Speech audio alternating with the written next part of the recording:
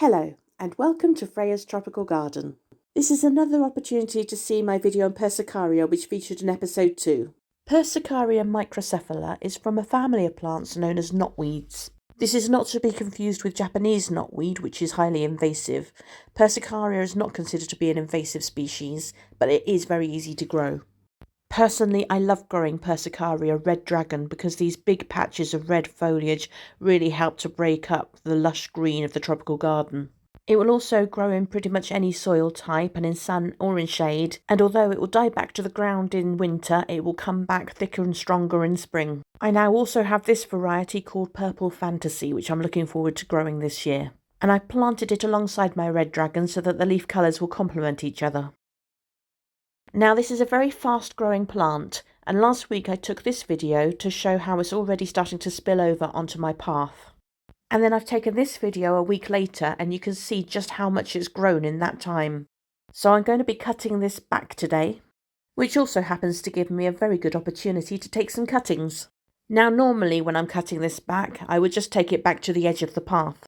However, this has grown so big that it has fallen to the ground under the weight of it, so I'm going to take this right back. And you don't need to worry about cutting this back too harshly because it will grow back again very quickly.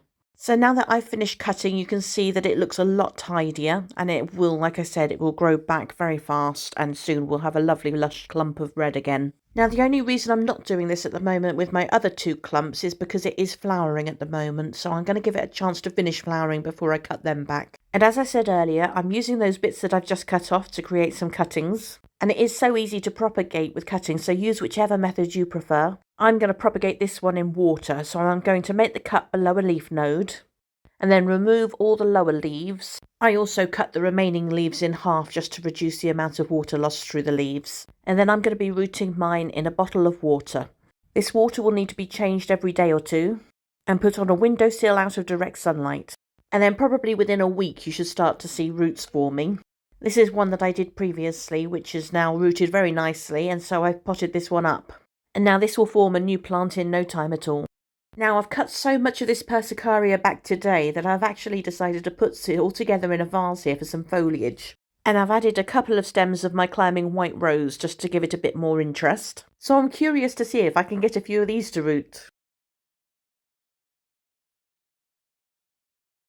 Don't forget you can follow me on Twitter, Instagram, Facebook or on my website, and please don't forget to subscribe if you've enjoyed this content.